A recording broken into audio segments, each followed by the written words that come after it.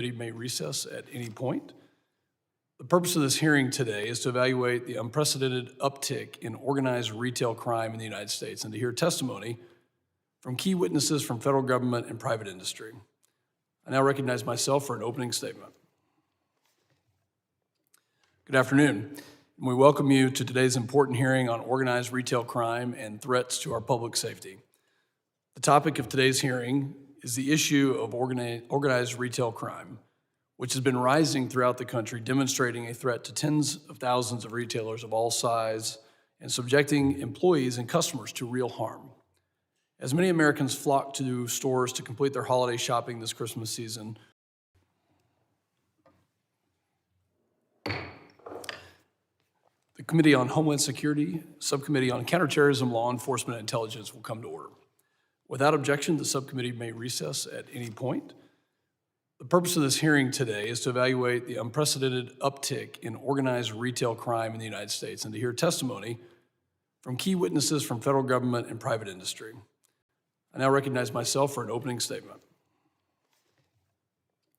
Good afternoon, and we welcome you to today's important hearing on organized retail crime and threats to our public safety.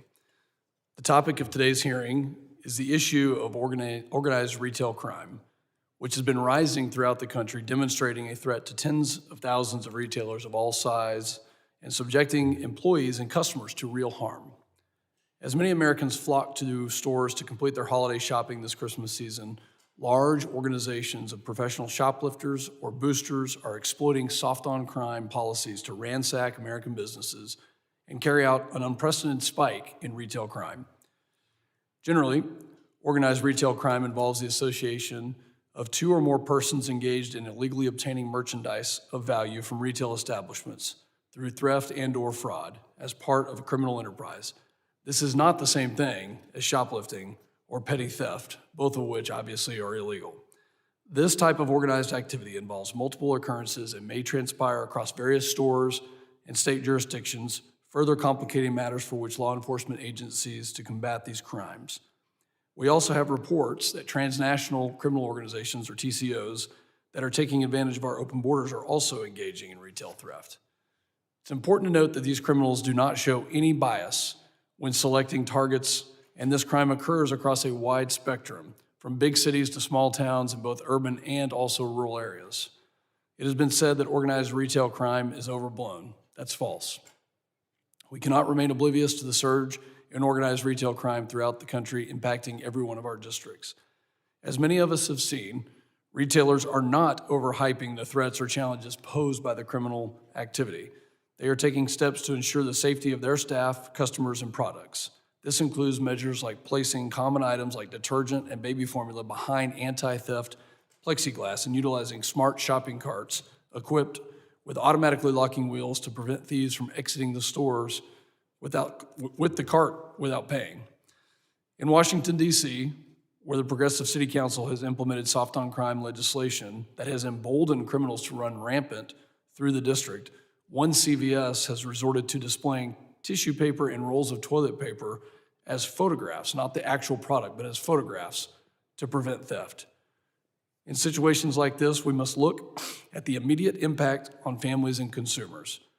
This right here directly drives away a mother looking to buy diapers and formula at her neighborhood store or a family looking to quickly grab over-the-counter medicine for their loved ones. These chaotic, calculated robberies not only pose a risk to employees, customers, and store owners, but there is a multifaceted domino effect on our communities, as well as the workload that occurs on law enforcement. The National Retail Federation, which will be participating in the second panel today, surveyed over 230 retail asset protection professionals and found that 90% indicated that organized retail crime is more of a risk to retail businesses now than it was just 3 years ago. Businesses of all size and all locations, from big box stores like Home Depot, Macy's, Gap, Walmart, Target, CVS, Walgreens, and many others, to mom and pop shops like Eggemeyer's General Store in my hometown of San Angelo, Texas, are all worried about these alarming trends and are sounding the alarm on the rise of criminal activity tied to them. In addition to widespread theft, some of these cases have turned deadly. Just last week, a security guard at a Macy's in Philadelphia, Pennsylvania, was fatally stabbed by a man attempting to steal merchandise. A second security guard was also injured. According to reports, the suspect, who was later arrested, has a history of retail theft, of robbery, and drug offenses across the Philadelphia region. Moreover, at this Macy's location alone, they filed over 250 reports of retail theft in a year. Then, last year at a Home Depot in Hillsborough, North Carolina, an elderly employee of Home Depot, Gary Razor, was assaulted by a man attempting to steal power washers. According to reports, Mr. Razor, who was 82 years old, was violently shoved during the attempted theft and later died of his injuries. Sadly, these incidents are not isolated, and similar tragedies have occurred across the country, notwithstanding that violence tied to organized retail crime has resulted in damage to storefronts and other property, as we've seen on the news in many locations. Organized retail crime is also responsible for financial losses to retailers. As a result, they have begun closing stores in certain locations, which also creates a negative impact on those communities that they serve and kills jobs for thousands of Americans. According to a report by the Retail Industry Leaders Association on the impact of organized retail crime, nearly $70 billion worth of goods was stolen from American retailers in 2019. On a micro level, Walmart has stated that it loses nearly $3 billion per year in U.S. revenue due to theft. The severity of large-scale theft and other factors has led Walmart to close several stores and has a raising of prices effect nationwide. Reports also indicated that Walmart plans to open a police workspace within one of its Atlanta stores, a recent drastic measure aimed at mitigating criminal activities. Target recently announced it would be closing 9 stores across 4 cities, New York, Seattle, San Francisco, and Portland, due to concerns about employee and customer safety from violence tied to organized retail crime. Part of the challenge in addressing organized retail crime includes the high felony theft thresholds and bail reform laws that have emboldened criminals to participate in organized retail crime. Criminals often pilfer items below the threshold for felony charges, recognizing that such offenses are typically not subject to prosecution in certain jurisdictions. Criminals also know that they will be released under certain weak bail reform laws. Upon release, these criminals proceed to engage in similar or more severe criminal activities without encountering any consequences. I look forward to hearing from San Diego County District Attorney Summer Stephan, who will also be the next president of the National District Attorneys Association, on the important role that prosecutors play in the safety of our communities, including addressing the challenge of organized retail crime. And I also look forward to this hearing as an opportunity for bipartisanship, for us to come together and hopefully agree that we do have a real issue here, and if so, what can we be doing at this level? This surge in retail theft is more than just teenagers looking for a thrill, but it's an abuse of soft-on-crime policies and evidence of a deeper-rooted issue driving crime and fear amongst our communities. We have a distinguished panel of witnesses testifying today, including a federal panel of witnesses to examine efforts to combat the rising trend of organized retail crime. We will also hear from a second panel of witnesses from industry and state government about their perspective on this serious challenge. I'd like to thank all the witnesses with us this afternoon, and I look forward to the discussion. I now recognize the ranking member and my friend, the gentleman from Rhode Island, Mr. Magaziner, for his opening statement. Thank you, Chairman Pfluger, for working with us to call this hearing on the issue of organized retail crime. Many of us have heard from retailers concerned by organized retail crime, and so today's hearing is for us to explore the scope of the problem and determine best how to respond. Crime overall continues to be at historically low levels and has fallen even more in recent years. According to the FBI, between 1993 and 2022, the violent crime rate across the United States has fallen by more than half, with homicides falling 35%, robberies falling 76%, and burglaries falling 78%. And the trend continues to this day. The FBI reports that violent crime decreased a further 2% in 2022 compared to the previous year. However, we must always strive to do better to ensure that all Americans are safe in their homes, their schools, and their neighborhoods. And we have heard reports of organized retail crime becoming more prevalent, which leads us to today's hearing. We all need to understand the nature of organized retail crime and the best practices for ending it. I want to be clear what we are talking about here. We are not talking about ordinary shoplifting committed by individuals working alone. We are talking about large, organized groups who engage in systematic theft of retail goods and the subsequent resale of stolen goods for financial gain. Organized retail crime does not just impact large retailers, it also affects mom and pop shops and especially retail employees. And beyond the important concerns about safety, these crimes also raise costs for American consumers. Every time a store is robbed of products, has to hire more security, replace broken windows, or install new security systems, some of those costs are inevitably going to be passed on to shoppers. It is important that we get to the root of the problem of organized retail crime to keep people safe and lower costs for everyone across the country. This bipartisan hearing is a chance for us to hear from both industry leaders in retail and from federal law enforcement agencies about their efforts to combat organized retail crime. I want to thank our panelists for joining today and look forward to your remarks. And without any objection, Mr. Chairman, I'd like to yield the final 2 minutes of my opening statement to the gentlelady from Nevada, Ms. Titus, who has been a leader in Congress on this issue. The gentlelady is recognized. Thank you, Mr. Chairman, and thank you, Ranking Member Magaziner, for yielding and for holding this important hearing. I have been deeply involved in this for several Congresses as one of the most talked about issues in my office from business, from law enforcement, and from stakeholders. I witnessed this myself, as far as from me to you, in a Walgreens in my district, and we held a roundtable with some representatives from law enforcement and business, including Home Depot. I agree with all that's been said before, because we know that consumers and employees worry about their own safety. They worry about convenience when shopping, and they just worry that they're going to get caught up in one of these schemes or operations while they're out there during this holiday season. In addition, this retail crime that's organized has considerable monetary effects on the business and on our communities. In Nevada, the Organized Retail Crime Association estimates that in 2021, retail product theft cost our state's economy about $82 million. And no community is immune. You heard from the suburbs to the inner city, from big business to small business. It's particularly troublesome in a real urbanized commercial area like my district in downtown Las Vegas. And retailers have a strong presence there. They make a large contribution to our local economy, and they are targeted. The bill that I've introduced combating organized retail crime is bipartisan. There are 47 Republicans, 47 Democrats, and every Democrat on this subcommittee is a co-sponsor, and I'm very proud of that, and I want to thank them for their support.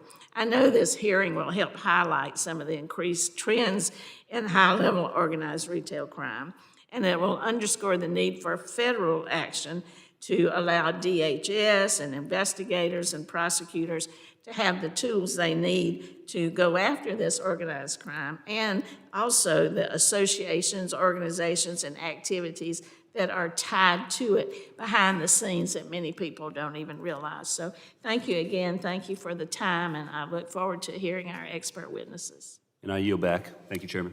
Thank you, Ranking Member. Other members of the committee are reminded that opening statements may be submitted for the record. I'm pleased to have two distinguished panels of witnesses before us today on this very important topic. I ask that our first panel please rise and raise their right hand. Do you solemnly swear that the testimony you will give before the Committee on Homeland Security of the United States House of Representatives will be the truth, the whole truth, and nothing but the truth, so help you God? Thank you. You may be seated. Let the record reflect that the witnesses have answered in the affirmative. I'd now like to formally introduce our first panel. Mr. Michael Kroll currently serves as a Homeland Security Investigation Special Agent in charge with the New England Field Office in Boston, Massachusetts. Mr. Jason Kane currently serves as a Special Agent in charge of the U.S. Secret Service's Nashville District. And finally, Mr. Jose Perez serves as the Deputy Assistant Director of the Transnational Organized Crime, Violent Crime, and Operational Support Sections of the FBI's Criminal Investigative Division. Thank you for joining us today, and thank you for your service to this nation. I'd now like to recognize each of the witnesses. I know you have written statements, and we appreciate those. If you can summarize that and keep it to 5 minutes, Mr. Kroll, you are now recognized. Chairman Pfluger, Ranking Member Magaziner, and distinguished members of the subcommittee, thank you for the opportunity to appear before you today to discuss Homeland Security Investigation's global efforts to combat organized retail crime and organized theft groups. As the largest investigative agency within the Department of Homeland Security, HSI has unique authorities and an expansive investigative mandate focused on securing the homeland from transnational crime and threats which impact our national, border, and economic security. Our 6,800 special agents are stationed in 253 domestic field offices and in 93 international offices, while being supplemented by nearly 4,000 state, local, federal, and tribal task force officers, including 14 specialized and vetted host country transnational criminal investigative units, or TCIUs. HSI's operational priorities serve as the foundation of our strategic focus: combating financial crime, investigating cybercrime, preventing crimes of exploitation and victimization, ensuring public safety, upholding fairness in global trade, and protecting national security. The unlawful activity associated with organized retail crime intertwines with many of these aforementioned priorities and therefore represents an area of our investigative focus. In 2022, retail theft was responsible for approximately $72 billion in losses, according to the National Retail Federation. In response to this, HSI initiated Operation Boiling Point 2.0 to effectively communicate the severity of organized theft groups involved in retail crime, cargo theft, and other systemic thefts. Operation Boiling Point 2.0 is a multi-tiered strategy focused on: 1, integration of efforts using enhanced public and private sector partnerships; 2, creating efficiencies of scale and data collection and investigative lead dissemination; 3, using this information to disrupt and dismantle ORC and affiliated organizations; and lastly, using HSI's global reach to engage in a robust public awareness campaign to inform and educate consumers and industry on this threat, among others. It is widely recognized that 21st century polycriminal networks diversify their criminal portfolios to increase profitability and influence. No longer tied to a single criminal scheme or enterprise, it is not uncommon for organized theft groups to be involved in or affiliated with those networks who perpetrate financial fraud, identity theft, human smuggling and trafficking, illicit trade, money laundering, narcotics and weapons trafficking, among many others. One thing remains constant: organized theft groups, as do all criminal networks, must obfuscate the origin of their ill-gotten gains. The use of traditional and trade-based money laundering methods continue, yet digital assets and virtual currencies can now be used with relative ease to facilitate the immediate movement, concealment, and laundering of illicit proceeds. Recognizing the complexity of illicit finance, HSI recently collaborated with the Association of Certified Anti-Money Laundering Specialists to publish a guide for law enforcement investigators and financial crime professionals to help combat ORC and OTGs.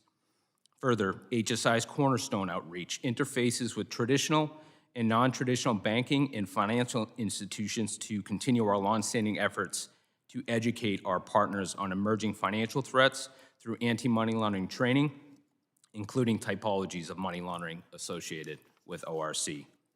Using existing infrastructure to support our efforts, HSI relies on our National Lead Development Center to coordinate ORC investigations across the full spectrum of law enforcement and private sector partners. This past year, NLDC received 222 referral requests from state and local law enforcement, in addition to private sector partners. This information led to a doubling of HSI investigations from last fiscal year alone. As we continue to see cyber-enabled crime, digital assets, financial fraud, identity theft, complex global trade practices, and other more technical methodologies used in organized retail crime, HSI is well positioned to attack this threat head-on. Thank you again for your support of HSI and for the opportunity to appear before you today. I look forward to your questions. Thank you, Mr. Kroll. And the chair now recognizes Mr. Kane for your opening statement. Thank you. Chairman Pfluger, Ranking Member Magaziner, and distinguished members of the subcommittee, Thank you for inviting me to testify before you on the current investigative capabilities of the U.S. Secret Service and how they may be of help addressing the trend of organized retail crime. As one of the nation's original investigative agencies, the Secret Service has been charged with safeguarding the nation's financial system since 1865. This includes conducting criminal investigations to protect the American public, financial institutions, and critical infrastructure from criminal exploitation. Over time, these investigations have evolved from traditional counterfeit in the Civil War to crimes related to electronic fund transfers that become popular in the 1980s. Today, we have extensive authorities to safeguard financial payment systems from criminal exploitation, even as those illicit activities are increasingly transnational in nature and enabled by cyberspace and digital currencies. The Secret Service's primary area of focus with respect to combating organized retail crime are in training our state and local partners and providing shared resources in the form of technical tools. We aid our partners in our specialized abilities to track and seize illicit funds, often in the form of digital assets which are used by transnational criminal organizations to conceal and transfer their ill-gotten gains. The Secret Service has an exceptional record of success in disrupting transnational criminal organizations, and we remain committed to keeping pace with both technology and innovation and the evolving tactics of cyber criminals. Based on our efforts, we prevented over $2.6 billion in fraud in fiscal year 2022. These losses are victim-based and attributable crimes such as business email compromises, pandemic-related fraud, romance scams, and stolen personal information via dark web marketplaces. To aid the Secret Service in our continued law enforcement partnerships, last December, Congress renewed its commitment to the National Computer Forensic Institute by passing legislation that allowed for its continued operation through the end of fiscal year 2028. The legislation has strengthened our capabilities of the Secret Service and our law enforcement partners to combat cyber-enabled crime, including organized retail crime. One of the ongoing efforts are the cyber fraud task forces, which are directly funded by Congress to provide a forensic working environment to support criminal cases. These task forces are in 42 offices across the United States. Through them, we work closely with the U.S. Attorney's Office and law enforcement agencies to ensure that our partners have the most relevant information on criminal trends and tactics used by organized criminal groups. Our well-established and trusted relationships with financial institutions stemming from our origins in combating counterfeit currency affords us the agility to aid with cases involving organized retail crime. We are fully engaged with our partners as partnership is essential to accomplishing our mission. Organized retail crime is a crime of opportunity, and criminals exploit this in both the physical and cyber-enabled space. Efforts to stay ahead of transnational criminal organizations and their capabilities are paramount to helping deter future crimes. While organized retail crime is not a traditional area of focus for federal law enforcement, the capabilities of organized groups to commit these crimes is evident based on the reported annual losses of over $100 billion. The immediate investigative focus of the Secret Service is to disrupt and deter criminal activity and recover any funds stolen from Americans. Longer term, we'll work to ensure those who have criminally exploited our businesses are arrested and successfully prosecuted forthwith. Cyber-enabled crimes are often transnational and multi-jurisdictional in nature, which is why federal assistance, and many times not only warranted, is essential. Based on the current trends related to organized retail crime, I would submit the following 5 principles should help inform congressional efforts to address organized retail crime. 1 is resourcing. Resourcing is essential to law enforcement's ability to effectively detect, investigate, and arrest those committing these crimes. This must be constant and consistent, not just a reactive measure. Prioritize identifying and seizing assets to prevent illicit profit and recover victim financial losses. If criminals can enjoy their profits, there will be no crime, or more crime. Continue to strengthen the ability of stakeholders to prevent, detect, and investigate crimes by investigating local law enforcement through federal programs such as the Secret Service's National Computer Forensic Institute. This builds the collaborative relationships necessary to address organized retail crime and other cyber-enabled crimes. Partnerships between law enforcement and the private sector are essential. We often say build trust before you need it, as this is vital for an effective response from law enforcement. And lastly, ensure legal authorities that control law enforcement activities keep pace with criminal trends. I'm honored to represent the dedicated men and women of the Secret Service here today. They work tirelessly on behalf of the American people and continue to maintain our standing as one of the world's preeminent law enforcement organizations. The Secret Service appreciates your partnership and your guidance, and I'll welcome any questions you may have. Thank you. Thank you, Mr. Kane. The chair now recognizes Mr. Perez for your opening statement of 5 minutes. Good afternoon, Chairman Pfluger, Ranking Member Magaziner, and members of the committee. It's my pleasure to be here today to speak to you on organized retail theft, more specifically the FBI's Major Theft Program.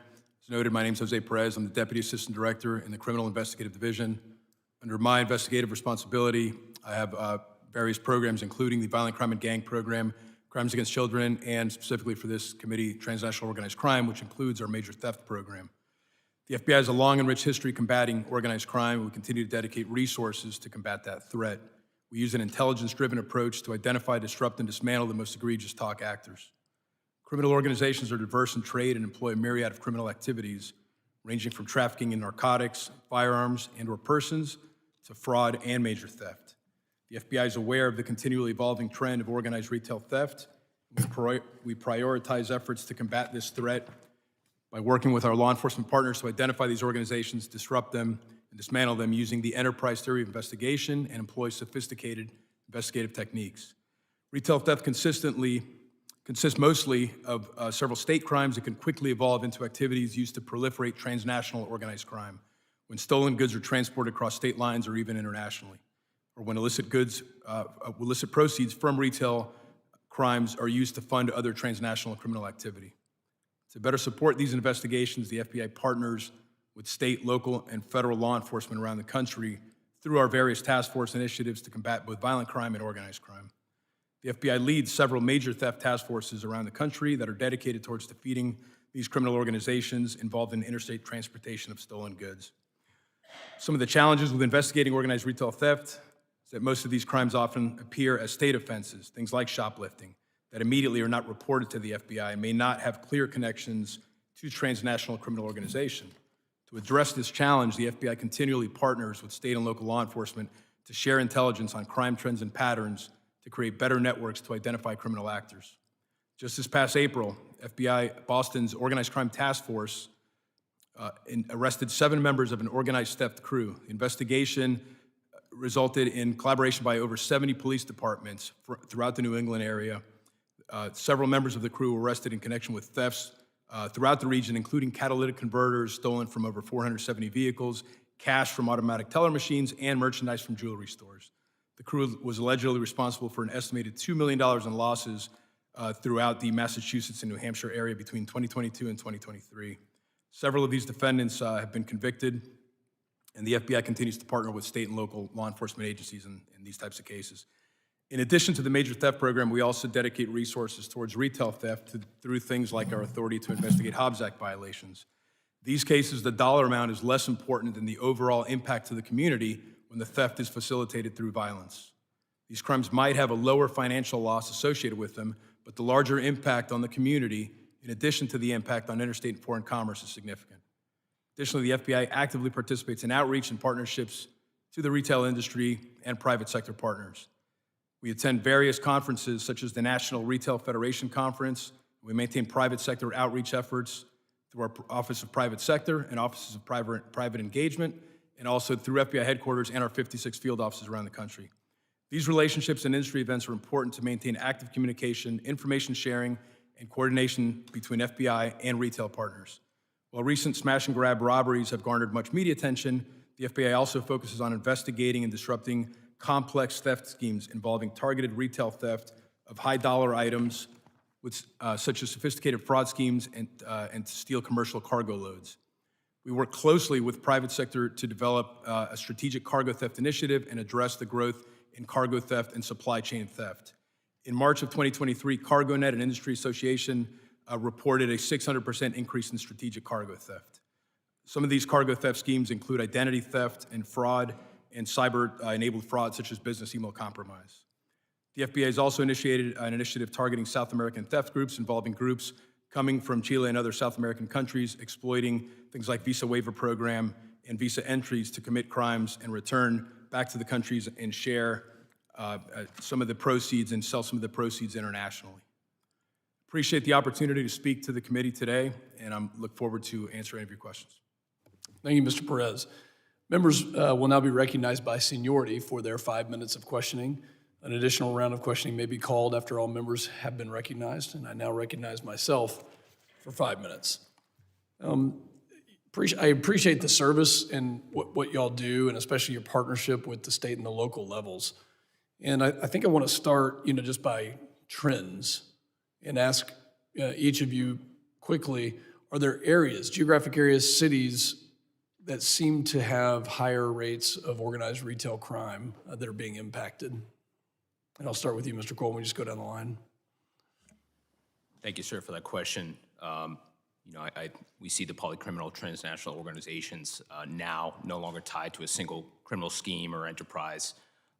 What we do see is, organized retail crime groups involved in certain, methods and methodologies.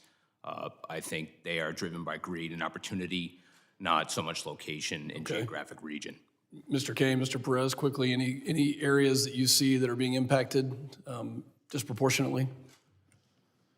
I would say no areas in particular. I agree with the HSI SAC that I think they're geographical and they tend to take the exploitation where those opportunities can be exploited, i.e., for example, gas pump skimming, which was a huge thing several years back. I-95 seemed to be the corridor. There was no direct location. Mr. Perez? So similar comments, our offices around the country, we have 9 major theft task forces. These were developed by individual field offices.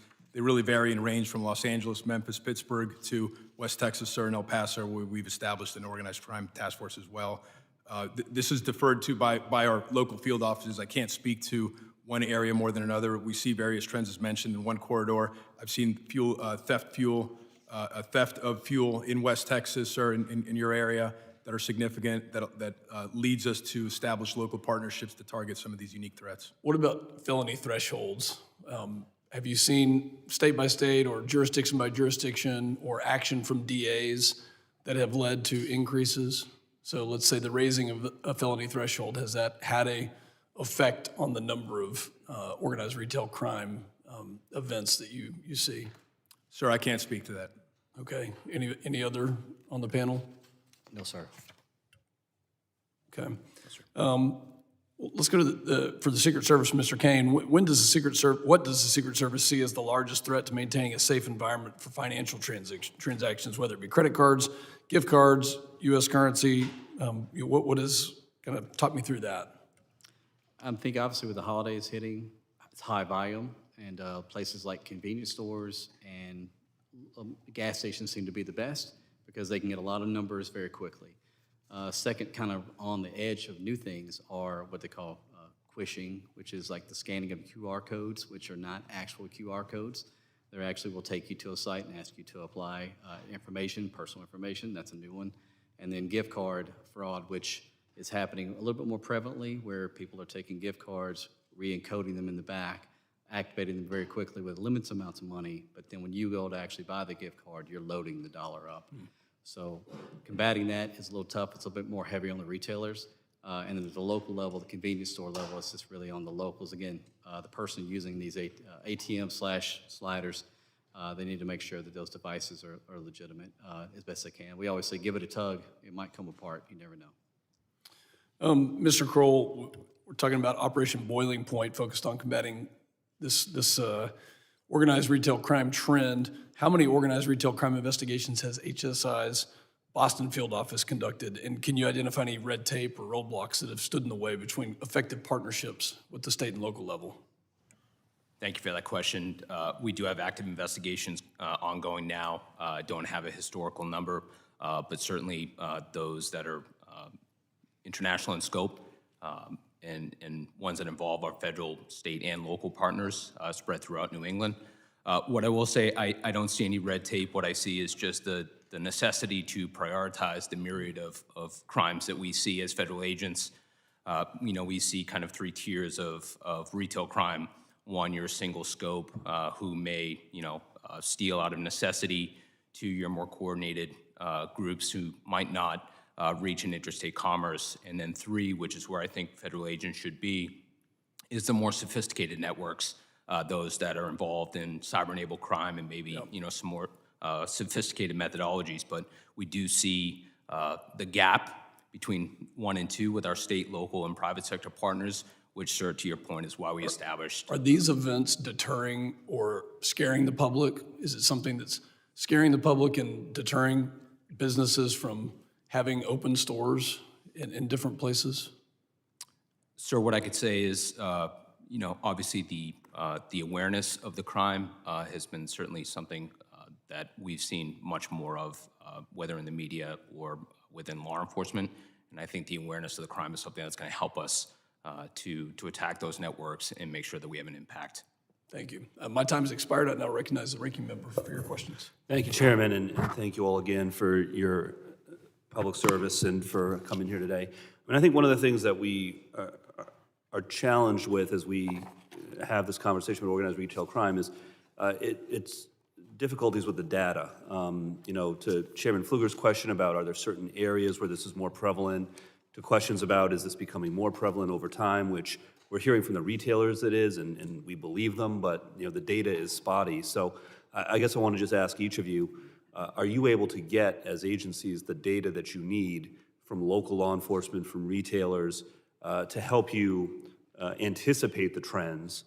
And if not, are there things that we can be doing at the policy level to help fill in those data gaps so that we can better wrap our hands around the situation and how to deal with it? And so I'll open it up to any of you.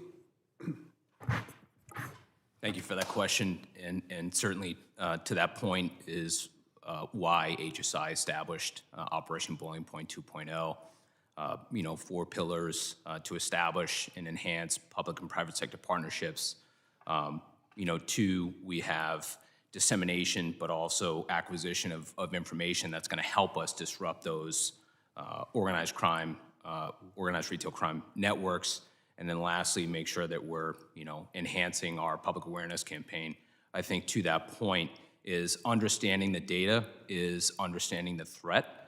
And for us in law enforcement, I think I speak on behalf of Secret Service and FBI when I say the more information we have, the better prepared we are to address not only existing threats, but emerging threats that maybe we don't see. To that point, certainly cyber-enabled crime is something that we're significantly concerned about, and I think your network intrusions and your data breaches and that information that maybe not be public is certainly a concern to law enforcement, and I think we could be a benefit to our private sector partners to help them resolve and mitigate those threats. Thank you. Sir, one of the things, we obviously with our NCFI facility, we'll train 5,000 people or law enforcement agencies this year throughout all your districts.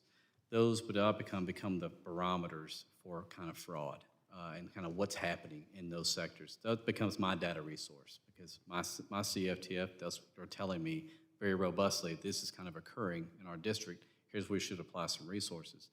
One area we've obviously talked about is, for us, is Countering Money Laundering Act of 2023, which is something we've suggested, which kind of helps us obviously go after unlicensed money launderers, because we believe if you can hit the pocketbooks of bad actors, then they will obviously find a new crime to participate in. That's the 2 things. Thank you. Thank you, sir. I'd echo similar to what my colleagues have said as far as collaboration and communication. For the FBI nationally, we've tried to improve some framework to collect that information from law enforcement through our Criminal Justice Information Service and through our NIBRS program to collect that data from law enforcement. That data is only as good as what's being put into our databases, if you will. So we try to expand that and augment that through our collaborations individually with our field offices. The task force concept for us is tried and true for all of federal law enforcement, where we sit in a co-located environment with our state and local partners. At times, we'll embed with them in fusion centers or in police departments around the country to really be on the front lines to receive that data and better leverage that information. And then additionally, on the outreach piece, as I mentioned, we have elements dedicated towards private sector engagement, our Domestic Security Alliance Council, the DSAC program, to really have direct contact and outreach with our private sector partners to include the retail industry. Also, the specific efforts we do out of our major theft program to have discussions, attend these conferences, and really be part of that discussion to articulate to receive what that need is from the retail companies to better receive that data so we can make decisions. Thank you. With the time I have left, just one more question. As we mentioned earlier, we're not talking about individual shoplifters here. We're talking about, in many cases, sophisticated organizations that are stealing these goods at scale for resale. They're doing this to make money by selling these goods on the black market or online or what have you. So can you talk a little bit about what your agencies are doing at that point of resale to try to disrupt what these organizations are doing? Because I would think that oftentimes it's easier to catch them potentially at the resale point than it is at the store level. Thank you, sir, for that question. And might I just add that the Inform Act will certainly help us do that, to understand those that are involved in e-commerce platforms and third-party sellers and resellers. And that's certainly something that at our Innovation Lab and Cybercrime Center and Cross-Border Financial Crime Center, we're working very closely on. I mean, obviously, for those in the computer forensics part, and we live kind of in the dark web marketplaces for a lot of things.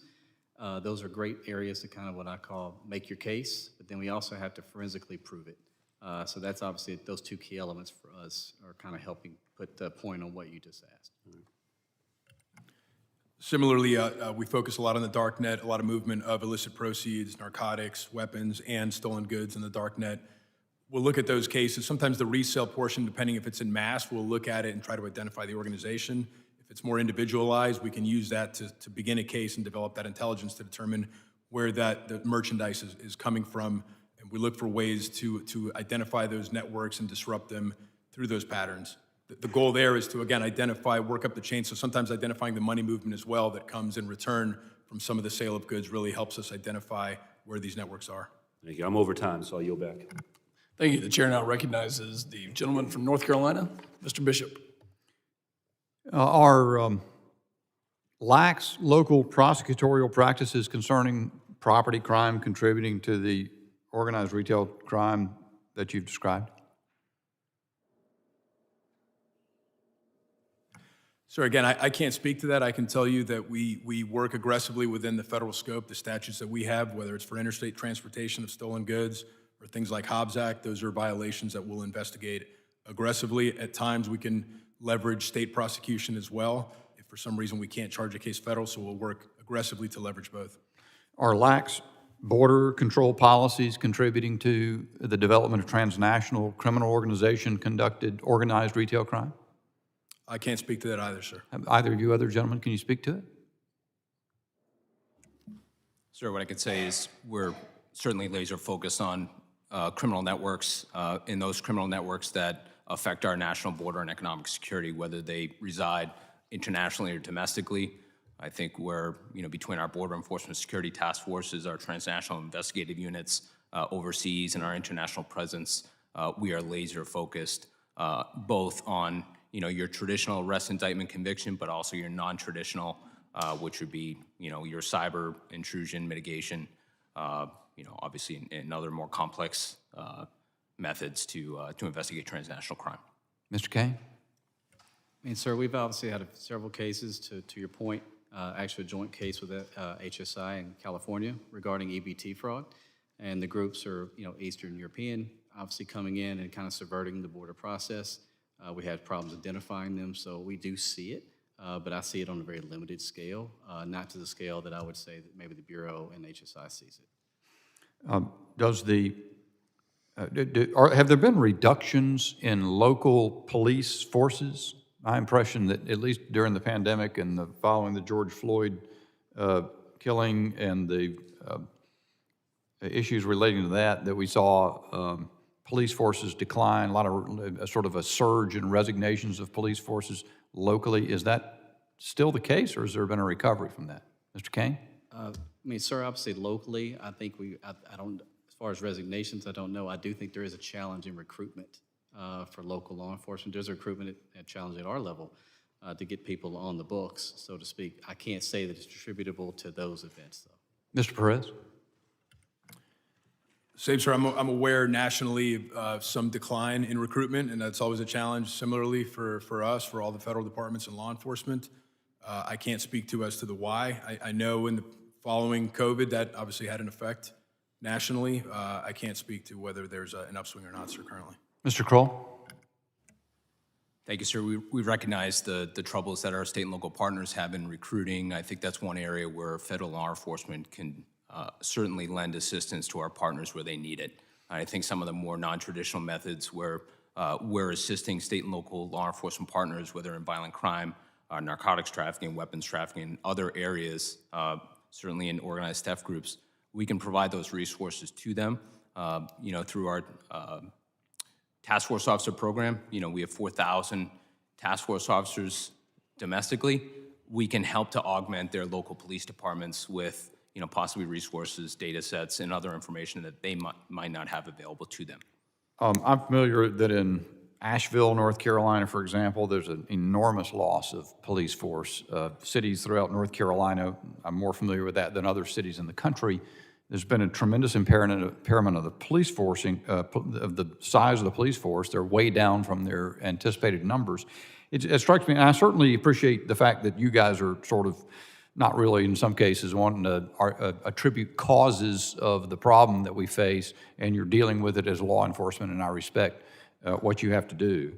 It does seem to me that while we can help treat symptoms by doing more information sharing and task force and resource provision, if we've caused a lot of the problem by not sufficiently backing law enforcement, and a lot of policymakers have given inadequate support to law enforcement. If we have prosecutors who've decided not to prosecute property crimes, if we have a border that is uncontrolled and it gives rise to transnational criminal organization-led bands that go across the country and do this type of crime, we're probably not going to solve the problem until we address those problems.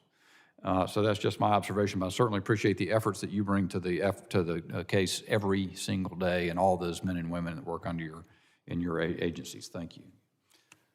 Gentleman's time has expired. The chair now recognizes the gentleman from California, Mr. Correa. Thank you, Mr. Chairman. I want to follow up on Mr. Bishop's comments. Data, information, and if I can ask the three of you, how much of this is organized crime versus retail crime, that is shoplifting?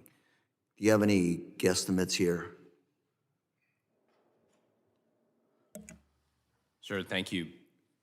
The data that we have is certainly something that we need to work better on and to understand it with our private and state and local partners. I can't speak to exactly the difference between, kind of a more retail crime versus. And I ask you that because I want to make sure we're not operating in silos, and if we are, that we try to get away from that. Mr. Perez mentioned the Chilean gangs. That was an issue that popped up in my county, Orange County, California. My local DA brought it up to our attention, and we brought it up to the Fed's attention. We changed the visa program, visa waiver program, and we hope that helps to begin to solve the problem. But I can't help but think that sometimes we're chasing our own tail, and we're always a little bit too late to the party, so to speak. And so sharing information almost on a real-time basis, I think, is key to figuring out the patterns, the trends, what is emerging. I mean, from the Chile situation, we found out it was the Romanians are also involved in this, and a lot of groups. But, looking at the retail versus the shoplifting versus the organized crime, you got crypto, you got a lot of interesting things working here, but we clearly want to protect our communities from those losses. We clearly want to protect the retailers as well. But we want to figure out a big picture as to how to go about coming up with good solutions that, like Mr. Bishop said, a lot of our law enforcement numbers are down, and that's a big issue, and we've got to figure out some solutions there. But,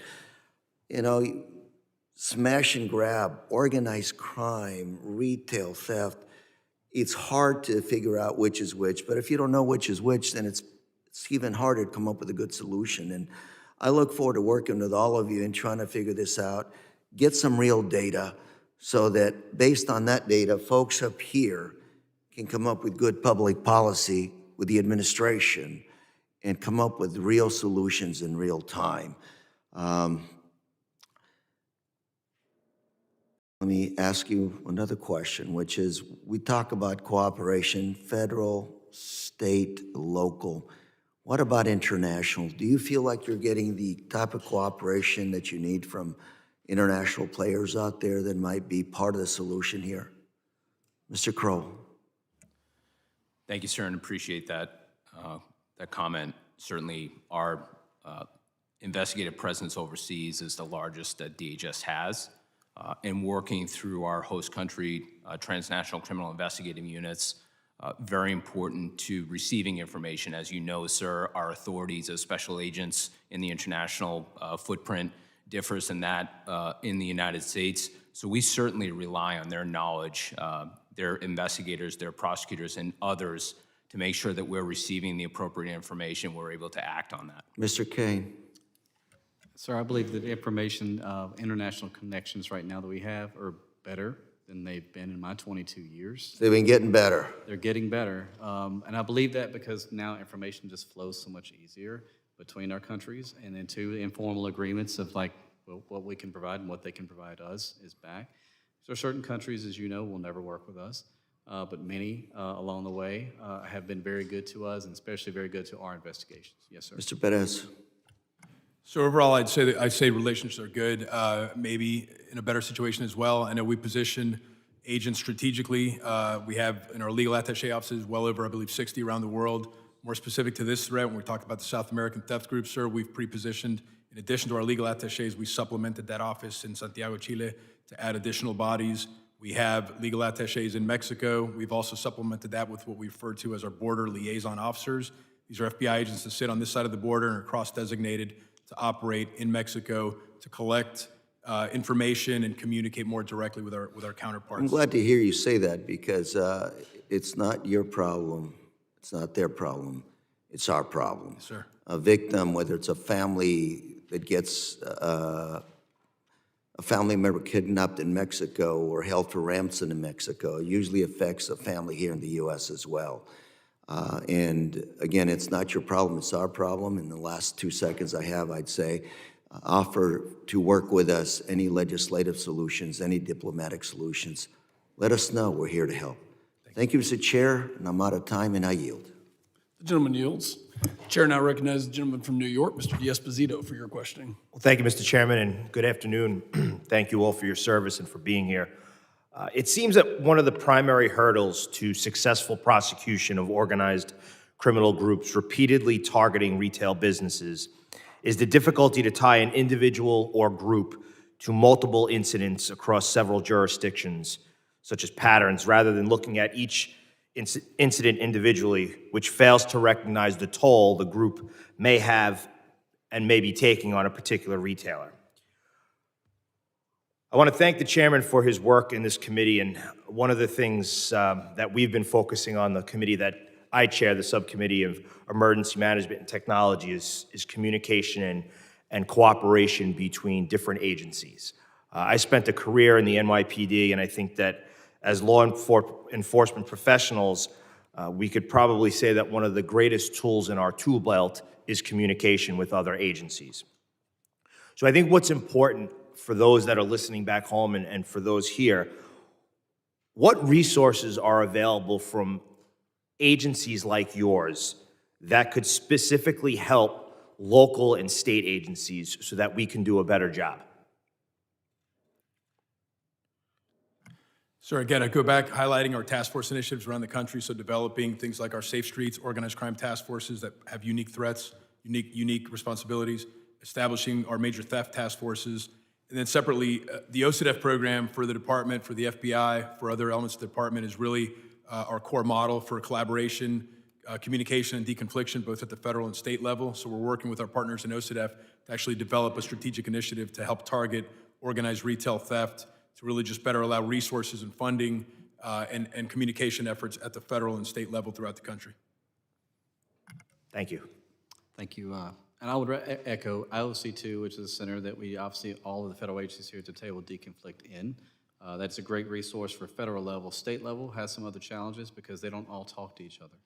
However, a lot of them participate, NYPD does, in the Accurate database, which kind of allows all state agencies to talk. But our cyber fraud task force, similar to these other task forces, again, that's how we kind of inject tools, resources. Again, that's funded by you. That goes directly back out to the offices. That's how we do it. It's been highly successful. I was telling the gentleman here today, 80% of some of the forensic work I do is not even for my agency. It's for state and local agencies. Sir, thank you. Having worked in New York City, I know NYPD's finest very well, and thank you for your service. Thank you. I can certainly speak to our centers of excellence, cross-border financial crime, our cybercrime center, our National Intellectual Property Rights and Coordination Center, and many, many others, Innovation Lab. Certainly, they're all great centers that provide great resources and information to federal agencies, and I think what we're doing, and we need to do a better job, is making sure that we're reaching into our private sector and state and local partners to ensure that they understand the resources available to them. I think the National Intellectual Property Rights Center that we lead is certainly a great example of the private sector and public partnerships that we need to use to enhance our investigations. I think until we have those, kind of that holistic view and whole of government and private sector view on crime, it'll be tough for us to attack this threat. Right. So, Mr. Kroll, to your point, I think that very often we see that the resources that you guys provide, which are amazing, are very often, I guess, from the top down. And I guess my question is, how can we do a better job making sure exactly what you mentioned, these smaller law enforcement agencies? I mean, you go back to my district where I represent many villages. Some of those villages have their own police departments and deal with retail crime every single day. They may not be afforded the same opportunities like the big ones, like the NYPD and other big law enforcement agencies. So not only, I guess, what can we do as members of Congress to make sure that our law enforcement professionals know exactly the resources that you provide? And I guess the secondary part of that question is, how can we, on both sides of the aisle, work with you guys to make sure that, one, those resources are there, and number two, that those smaller agencies, even the ones that are tucked in those small towns, who unfortunately are battling these issues right on their main streets, how can we make sure that they have the information that they need to take advantage of the great work that you guys are doing? And I'd ask briefly, please, as the time is expiring. Yeah, I'm sorry, Chairman. I would just say we need to be non-traditional in our approach, and that is possibly, inserting our special agents and their subject matter expertise into local police departments, much like we have our task force officer program, 4,000 state and local task force officers. It is educate the educator, really train the trainer, let them be the best resource for their local police department to come to HSI or Secret Service or FBI or ATF or wherever it may be. Certainly we do that in Rhode Island, we do it in Bennington, Vermont, and Rutland, Vermont, and other areas. So I think it's a national model that we all use. Thank you guys very much. I would love to follow up with you guys with a conversation after this. Mr. Chairman, I know my time's expired. I yield back. Gentleman's time has expired. The chair now recognizes the gentlelady from Nevada, Ms. Titus. Thank you, Mr. Chairman. I mentioned earlier that I had witnessed some of this organized crime, and it was in a Walgreens, and a person came up with a backpack and just started scraping eyelashes into the backpack. Now, eyelashes aren't power tools, I'll give you that, but look around, there's certainly a market for it, and they don't sell it directly. They sell it to somebody at a swap meet who sells it, or they sell the drill to somebody who sells it on the internet. So it really is a network. And I went up to the clerk and I said, "Did you see what that guy just did?" And she said, "Yeah, he comes in here about once a week, but the companies have told us not to do anything about it because we might get hurt or the customers might get hurt." And all of us have been in stores where you now see everything is locked down and you have to call a clerk to come over and help you retrieve something. You can't just pull it off the shelf. So it's dangerous, it's inconvenient, and it's costing tax money as well as business profit. I hear these questions of what can we do to help you do your job better. And I would ask you, Mr. Kroll, to talk more about Operation Boiling Point. It seems to me it's kind of like fusion centers that we have in communities where all different kinds of law enforcement and first responders and the private sector. In my district, Las Vegas, nobody has a better eye in the sky than gaming does to try to address this. And in my bill, H.R. 895, it's a provision to house a center to combat organized retail crime within HSI. And I wonder if you might comment on how that would help us to bring information together or be one-stop shop or complement what you're doing. Thank you very much for your longstanding efforts in this space. Understanding I can't speak to legislation that is still ongoing and hasn't been signed into law. What I can say is that we have seen a similar model used many, many times before, and that model is not new. Multi-agency command centers, multi-agency deconfliction centers that involve the private and public sector and law enforcement partners are certainly the best case and best model for us to continue. Operation Bowling Point 2.0 is really recognition of this threat, but also trying to take a little bit more proactive stance to identify, what partners we need to be in contact with. How do we share information with them better? But how do we gain information from possibly private sector that we don't already have, and then use that information more effectively to target these retail crime and organized theft groups? And lastly, I think, we talk about public awareness, but really this is buyer beware. The consumer needs to be the best proponent of their money and where they're buying products from. They're really the first line of defense next to our state and local partners. So I would say, certainly anything we can do to support the consumer and industry and ensure economic security, I think that's an important piece of Boiling Point 2.0. I think the inconvenience and perhaps the danger of going into a neighborhood where you have a store that's been attacked a number of times, is driving people to shop on the internet more and more. And that, of course, raises other kind of problems. But we heard that these organized groups use the money for drug trade, but also for human trafficking. Can you talk about that, Mr. Kane? Are you familiar with anybody talk about that as a connection to this?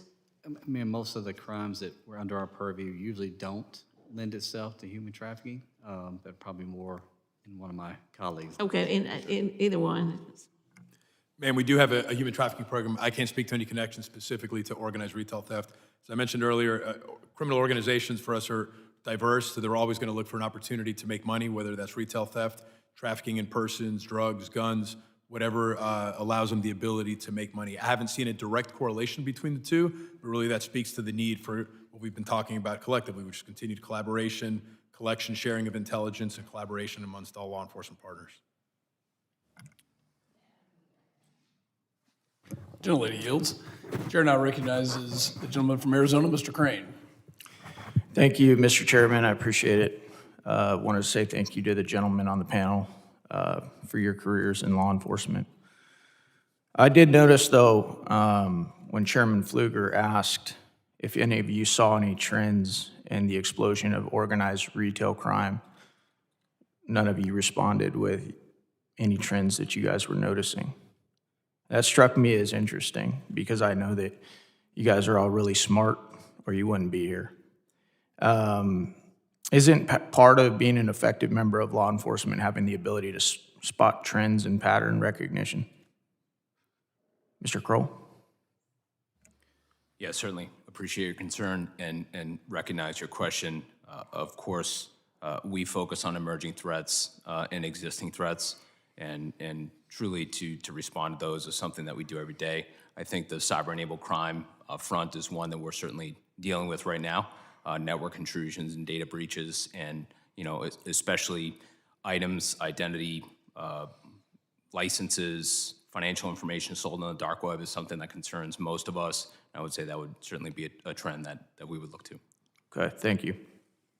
Do you think having maybe a billionaire like George Soros spending $40 million of his own money supporting leftist prosecutors and DAs who are soft on crime might have something to do with it? Is that a trend that might have something to do with the insanity that we see in America's cities right now? Thanks for your question. Sorry, I'd respectfully withhold comment on that one. Smart. Mr. Kane? Sorry, I just wouldn't have the context to be able to provide an intelligible answer that would make Okay. sense. Mr. Perez? Think that might be a trend that has something to do with the lawlessness that we see going on in American cities right now? Sir, no, I can't comment on that. Okay. How about lowering the felony thresholds, as Mr. Pfluger brought up? Do you think that has anything to do with it? Same answer? I respect the fact that you gentlemen are got to be careful. I get it. But do you think that might be a trend that has something to do with the out-of-control retail crime that we see going on across the U.S.? Sir, I can't comment on that. As I mentioned earlier, the federal statutes that allow us to investigate these crimes are ample, and we investigate them aggressively. Okay. Well, To be honest, though, Mr. Perez, the federal statutes really have nothing to do with whether or not you're able to spot some of these trends that everybody in the country knows and understands. Everybody knows what's going on. It's so obvious. Let me give you guys a little research that I just did up here right now. This is from Forbes. Target blames organized crime for closing 9 stores across the U.S. Guess what cities they were in? New York, Seattle, Portland, San Francisco, Oakland. Any trends there? We all know. Thank you. I yield back. Will the gentleman yield? Yeah. Mr. Perez, picking up on this line of questioning, does the inclusion of a consequence, of a penalty, a prison sentence, of a fine, deter criminal activity? Sir, that's an opinion. I know that I could speak to that. I know You're a law enforcement, you're with the FBI. Yes, sir. If there's a severe penalty, does that prevent crime from happening? I know if it prevents crime from happening, I can tell you that at times we'll leverage what would be stiffer sentences in the federal system to garner maybe better cases or some type of cooperation that leads us to really garner a better intelligence. Mr. Kane, do penalties have an impact on deterrence of criminal activity? I think it has a determinant on cooperation or pursuing further cases, absolutely. Okay. I think the point of this is trying to pinpoint why organized retail crime is happening. It's affecting the safety of our communities. When I read the day one memo from District Attorney Bragg that says he's directing his assistant district attorneys not to prosecute several crimes, including trespassing, resisting arrest, engaging in prostitution, and other things, and that armed robbery should not be prosecuted as felonies, does that have an impact on organized retail crime in New York City, Mr. Kroll? Sir, thank you for that question. What I would say is I would echo their comments is that, certainly greed has a huge factor. I would say that, the length of potential, jail time certainly has an impact on a criminal's mens rea, if you will. But outside of that, I can't really speak to what a prosecutor would prefer to see. Okay. Gentleman's time has expired. He yields back. I'd like to thank the witnesses for your valuable testimony. And at this point in time, seeing no other members to question, the first panel is dismissed. Thank you for your time today. I now invite the second panel to take their seats. And as a administrative note, we know that there are votes that are coming up, so we're going to continue to roll straight into this. Give you a second to switch out and take your notes.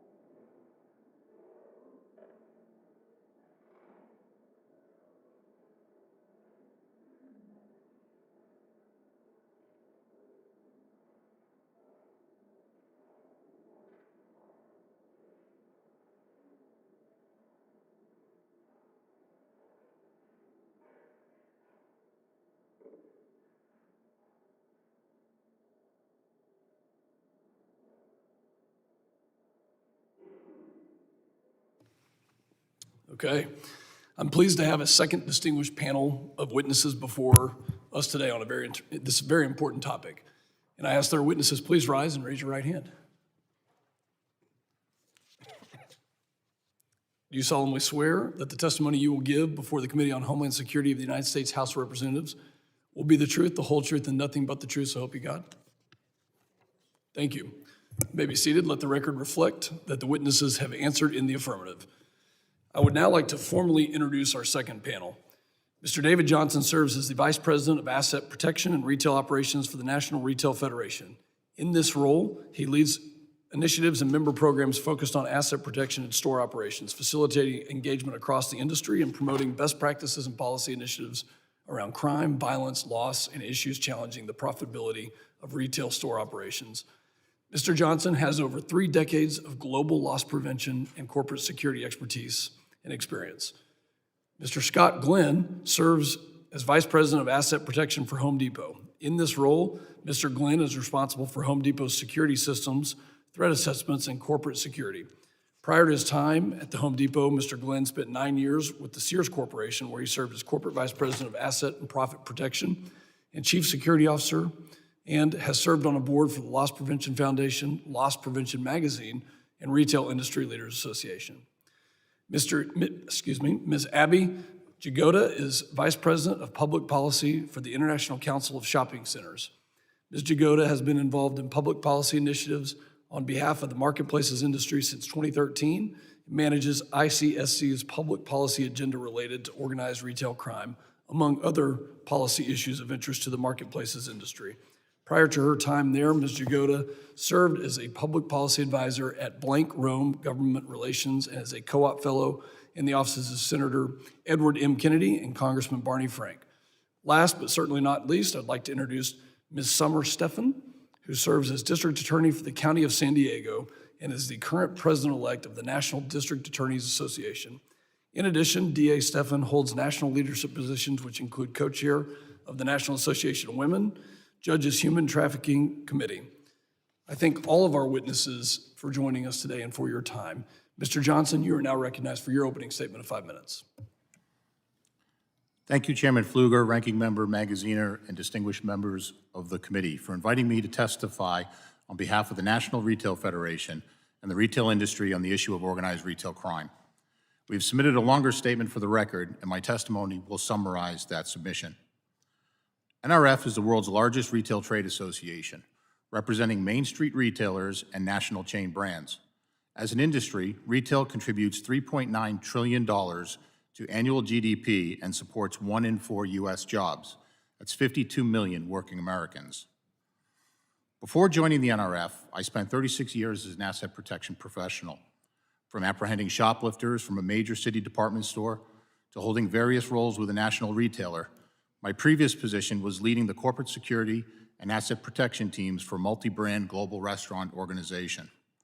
I have witnessed firsthand the evolution and progression of theft across the retail industry. Shoplifting and organized retail crime is not new. However, the landscape of today is unprecedented and unmatched. The frequency of theft, the openness and brazenness of the criminals, the violence, and the quantities and type of merchandise stolen are truthful indicators of criminal activity beyond amateur or opportunistic shoplifting for need. These are markers toward the proliferation and evolution of organized retail crime. ORC networks orchestrate, influence, and create demand for those committing theft and fraud in our retail environments. Shoplifting, cargo theft, burglaries, smash and grabs, and various frauds are just a means to their end. Varying in scope and scale, these networks range from loosely organized, local and regional groups to highly sophisticated hierarchies operating at a transnational level. These criminal groups thrive on enabling others to commit their crimes. They prey on the homeless, the addicted, and even the victims of human trafficking. They profit from the reselling of stolen goods online, rechanneling and redistributing goods back into our marketplace, and the transportation of stolen goods and proceeds beyond our border. We believe that these groups use organized retail crime as a gateway crime, with profits funding more nefarious activities including drugs, weapons, and human trafficking. These groups must be the focus of our local, state, and federal efforts. The impact of organized retail crime and its underlying crimes extends far beyond retailers' profitability. Retailers continue to spend billions of dollars to protect their goods, their workers, and consumers, including measures that have impacted the shopping experience. Customers have experienced shortened store hours or restricted product availability. Small businesses and national brands have closed locations, creating community tax revenue loss and the inability of its residents to easily obtain goods. Despite what some people say, ORC is not a victimless crime. Violence continues to escalate, as several retailers have already recorded upwards of more than 100% increase in assaults and violent acts over the past year alone. Employee injuries and deaths have occurred, as recently as last week in the city of Philadelphia. Retailers have increased violence prevention training, mental health support, and security presence to keep their employees safe. The fear of violence in some communities have impacted employee retention and hampered labor efforts in an already tight labor market. Criminals involved with ORC continue to take advantage of jurisdictions with higher felony thresholds, lesser penalties for theft, and communities lacking law enforcement resources. Even when law enforcement engages, coordination and investigation across jurisdictions are often a challenge. As a far too common example, one of our members is currently dealing with a group of 70 individuals traveling to more than 190 of their locations, committing over 350 incidents of shoplifting and fraud. Although some were apprehended, the majority remain at large due to investigative challenges with various law enforcement and differing prosecutorial requirements across multiple states. The Combating Organized Retail Crime Act will support retailers against such criminal organizations. The creation of a federal interagency center within Homeland Security investigations will bring together information sharing and investigative support to federal, state, local, and tribal agencies. Changes to the U.S. Criminal Code provide increased enforcement tools to help reduce cross-jurisdictional crimes. With federal coordination, collaboration, support, and resources, we can bring the fight to these organized groups across our nation. As I close, please consider 3 key points. First, without a doubt, the issue of organized retail crime has a serious impact on retail and will continue to worsen without appropriate action. Second, this is not a retail-only issue to solve. It requires all of government, a whole community approach. And finally, Congress took an important step in passing the Informed Consumers Act last year. On behalf of the retail industry, I urge and encourage you to take the next step forward with the passage of Combating Organized Retail Crime Act. Thank you for your time and consideration. Thank you, Mr. Johnson.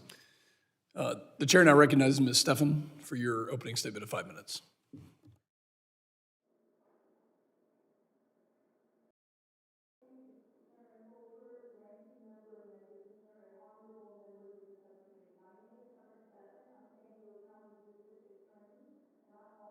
Can you turn your microphone on? Thank you. Should I start over? Good afternoon, Chairman Fulger, Ranking Member Magaziner, and honorable members of the subcommittee. My name is Summer Steffen, and I'm the elected District Attorney of San Diego County, and also the President-elect of the National District Attorneys Association.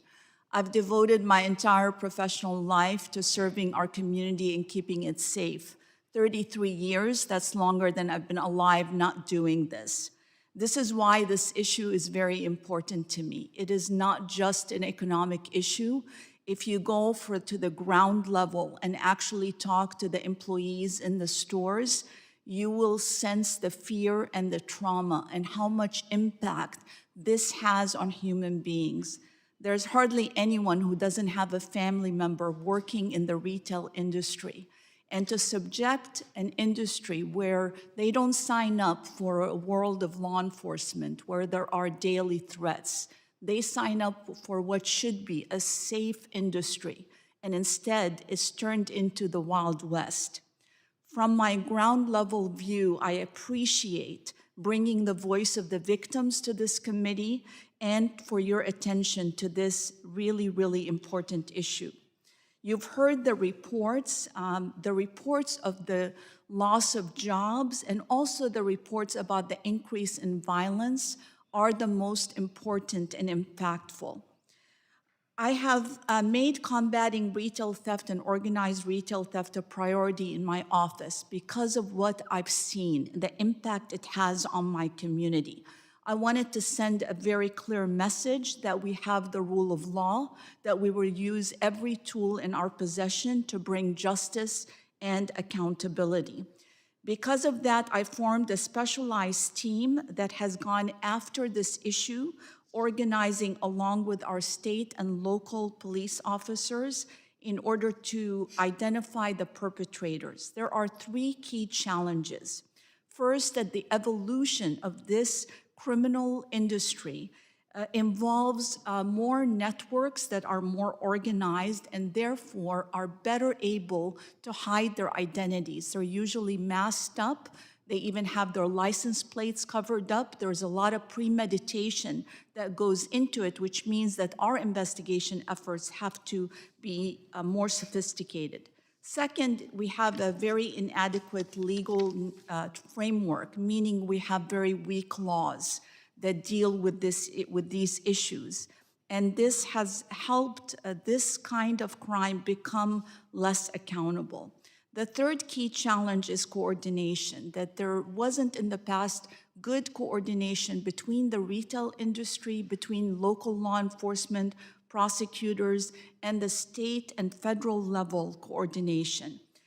Here are just some examples in San Diego County to show you how prolific this is.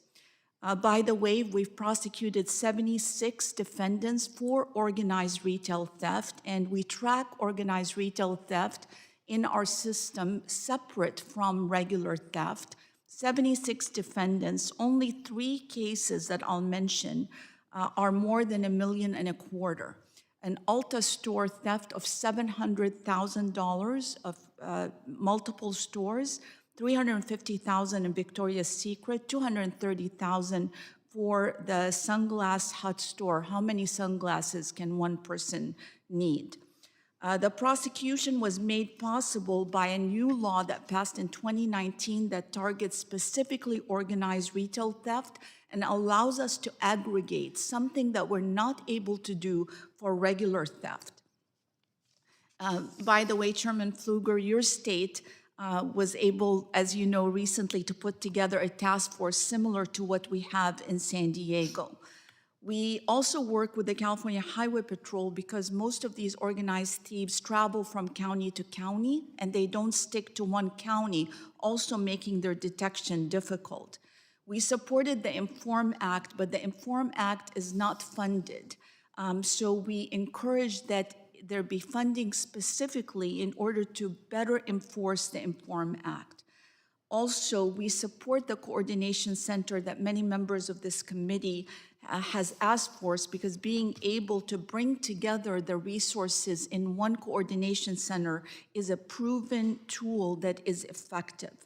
Working with the NDAA, it has been a pleasure to see the coordinated efforts come to fruition, including a national walkthrough where we walked through 100 stores with other prosecutors' offices to see for ourselves the problems. Thank you very much for this opportunity. We stand ready to assist and answer any questions. Thank you, Ms. Steffen. The chair now recognizes Mr. Glenn for your opening statement of 5 minutes. Good afternoon. Chairman Pfluger, Ranking Member Magaziner, and members of the subcommittee. On behalf of the Home Depot and our 470,000 plus associates, I thank you for the opportunity to speak to you today about organized retail crime and its growing impact on the retail community. My name is Scott Glenn, and I'm the Vice President of Asset Protection at the Home Depot. We operate over 2,000 big box retail stores in the U.S., and my job is to ensure the protection of our associates, customers, and assets. I'm here today to talk about why ORC is an increasing problem to our customers and associates and how we can work together to stop this threat. A critical step that Congress can and should take is to help stop this brazen theft is to pass the Combating Organized Retail Crime Act. Many have asked if retailers and the media are overhyping the problem. The fact is that retailers were faced with many challenges over the past few years, and ORC is one that is clearly sustained. Its impact has caused the Home Depot and many of our peer retailers to take measures that we would not have even considered years ago. Today, we're locking up valuable product, employing off-duty police and security officers, and even putting police cars on the front aprons of our stores, along with many other tactics that we wouldn't have used in the past. Despite these efforts, the problem continues, and we've even tragically lost a few associates to this issue, as was noted in the opening statement. So in short, the answer is no. Retailers are not exaggerating the problem. We know firsthand in our stores the impact has grown incrementally. And while at some level theft is a cost of doing business, the recent rise in ORC and its consequences are what bring me here today. There's the myth that ORC rings happen only in big cities. Unfortunately, criminals don't discriminate when it comes to targeting stores, and ORC is happening everywhere, in urban and suburban environments and everywhere in between. Generally, the intent of ORC bad actors is to resell and monetize product as quickly as possible. Our law enforcement partners often find these crimes linked to other more sinister activities, such as drug, gun, and even human trafficking. I want to be very clear that we're not talking about petty shoplifting. We're talking about theft for greed, not theft for need. And in many cases, theft to fund ongoing criminal enterprises. This large-scale, multi-jurisdictional activity that is carefully choreographed, sophisticated criminal rings are recruiting individuals from vulnerable populations to steal. As I stated, my top priority is customer and associate safety. Since 2020, we've seen a significant uptick in our store and asset protection associates coming into violent contact with bad actors. These individuals are becoming increasingly aggressive, they are dangerous, and often care little about any consequence other than getting out of the store with as much as possible. Our associates have been threatened with knives, guns, and other physical attacks. I believe there's three primary root causes for this increase. First, the availability of drugs, particularly opioids and fentanyl, and specifically their availability has driven a need for easy and fast cash. Secondly, the rise of third-party marketplaces allows criminals to anonymously resell stolen or counterfeit goods. We see this happening even on reputable platforms, which has made it easy to monetize product and sell them at scale. To fight this, the Home Depot strongly supported the Informed Consumers Act.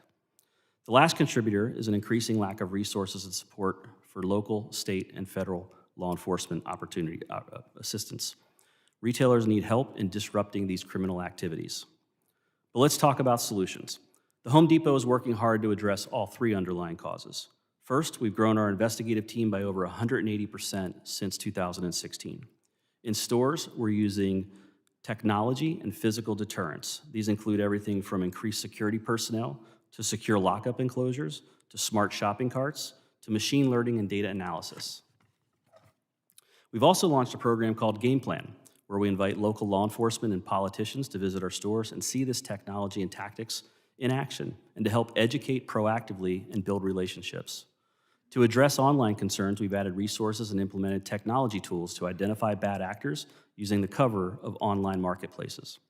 A federal task force would allow us to expand upon the progress made at the local and state levels and give us all a greatly needed nationwide partner. The Home Depot strongly supports the Bipartisan Combating Organized Retail Crime Act, introduced in the House by Representatives Buck, Titus, Joyce, and Lee, and in the Senate by Senator Cortez Masto and Grassley, and supported by several members of this subcommittee, including Representatives Magaziner, D'Esposito, Correa, Gonzalez, and Goldman. As a professional in the field of protecting customers and associates, I ask that all members of Congress work together to ensure that the Combating Organized Retail Crime Act becomes the law of the land to help stop these senseless crimes in our communities. I thank you for the opportunity to tell our stories and look forward to answering questions. Thank you, Mr. Glenn. The chair now recognizes Ms. Jagoda for your opening statement. Chairman Pfluger, Ranking Member Magaziner, and distinguished members of the subcommittee, I'm pleased to appear before you today with our partnering organizations and leaders to discuss the strategies of the International Council of Shopping Centers, or ICSC, in combating organized retail crime, or ORC. ICSC's nearly 50,000 North American members represent marketplace professionals, including owner-developers of retail centers, as well as retail tenants, investors, economic development, and legal professionals. ICSC promotes industry advancement for the spaces where people shop, dine, work, play, and gather as foundational and vital ingredients of communities and economies. Today's retail centers are no strangers to change. Many in this room might remember with fondness their first job, their first date, or providing your wish list to the mall's Santa Claus. Where you once might have found department stores or food court dining, you might now discover fitness centers, breweries, animal shelters, or pickleball courts. But despite these changes, traditional retailers remain the overwhelming majority of shopping center tenants, and 70% of them are small businesses. Sadly, retail property owners are facing an unprecedented number of ORC incidents. ORC involves the illegal acquisition of retail merchandise in substantial quantities through both theft and fraud as part of an unlawful commercial enterprise. And as Ranking Member Magaziner noted, it's important to distinguish ORC from traditional shoplifting or a single individual breaking the law. Traditional shoplifting is part of a largely spontaneous and self-serving activity, typically executed by individuals who need merchandise for personal use they simply cannot afford. Though small-scale shoplifters should not avoid prosecution, ICSC recognizes that many of these individuals need to be treated separately from those who operate as part of a larger commercial enterprise focused on making a profit through the resale of stolen goods. ORC puts a more serious strain on business owners, particularly small businesses, in multiple ways, including shopper and employee safety, reputational risk, and financial stability. ORC syndicates focus on the theft and resale of high-value branded items that are in demand from shoppers, from designer handbags to name-brand laundry detergent. When these goods are resold using an online marketplace or other means of sale, most consumers are unaware that they're purchasing stolen goods. While high-profile smash-and-grab robberies and nationwide cases involving major retailers garner the headlines this holiday season, the problem is pervasive, impacting shopping centers, large and small, in all regions of the country. One major enclosed mall owner reports that retail crime theft incidents of over $1,000 have nearly doubled over the past 8 years. Violent crime, including aggravated assault, battery, and armed robberies, have nearly tripled at those retail centers. And this is just what property owners know. Many retail employees have simply stopped reporting incidents to local authorities, including on-site security, because they question whether police response will be timely or effective, or because they fear retaliation from thieves and their handlers. This pattern contributes to a lack of prosecution of ORC cases and leads to difficulties in allocating public and private resources to combat ORC. Here are some pragmatic steps that Congress and law enforcement can take to address ORC. First, building on the success of state and local ORC coordination centers, Congress can pass legislation to create a federal interagency ORC task force. And as my colleagues noted, there's broad bipartisan support for CORCA, including many members of this committee. CORCA can make a meaningful impact on ORC by activating this federal coordination center while also ensuring criminal penalties address the reality of how ORC enterprises operate. Second, the federal appropriations process can also provide federal law enforcement agencies the resources and a mandate to investigate and prosecute ORC rings more effectively. Appropriators funded a similar and successful HSI initiative to combat IP theft with the creation of the National Intellectual Property Rights Coordination Center. And we understand CORCA authors sought to replicate that success and use it as a model for the federal ORC Coordination Center. This coordination center is a natural next step to build on the effectiveness of HSI's Operating Boiling Point 2.0 and the accomplishments of the state and local ORC task forces. Despite the rise in e-commerce in recent years, brick-and-mortar stores remain the main sales channel for most goods and services purchased in the United States. However, the rise in ORC has contributed to the reasons why some retailers have chosen to close store locations, and those store closures should not be taken lightly. They result in the significant loss of jobs, diminished state and local sales tax, loss of property tax collected, and food and prescription drug deserts. On behalf of ICSC, I thank the subcommittee and my fellow witnesses for their interest and attention to this issue. Thank you. The chair will now recognize members in order of seniority for their questions. I, at this time, recognize myself for questions. Ms. Steffen, thank you for your testimony. Do weak penalties embolden organized retail crime and organized retail criminals? Based on my experience and the experience of my team, we believe it does. One of the facts that we rely on is we didn't even see organized retail crime or these smash and grabs, these brazen type thefts of hundreds of thousands of dollars until California passed a law that elevated the level for a felony crime to $950, and it also And if I may, can I ask, has that had an impact on what happened in Los Angeles, the $300,000 of ransacking that happened at a Nordstrom's, the thousands of dollars that happened at a Nike store in Los Angeles? We are the second largest county in California, so I assume that our experience and fifth largest county in the United States would have some bearing on other counties. Yeah. I mean, that law, the California law, is across every county in California, and the key problem is it didn't allow for first time or second time. There's no aggregation, and you can steal every day of the week just under $950, and it's the same So criminals penalty. are coming back every day of the week, and they're stealing. And it's still a misdemeanor. And they're not being prosecuted. Well, they're being prosecuted in San Diego because Okay. we believe, but it doesn't mean that it can be a deterrent because it's always going to be a misdemeanor. They're not going to remain in custody. You know what's interesting, sorry to cut you off, but our previous witnesses on the government panel wouldn't talk about the thresholds, they wouldn't talk about deterrence. But what I'm hearing from y'all's testimony is that deterrence matters. I'll go to Mr. Johnston at this time. Are your member companies scared? Are their employees scared? And does that have an effect on the consumers being scared to go into retail stores because of this? Yes, thank you for your question, Mr. Chairman. Yes, this is not a victimless crime.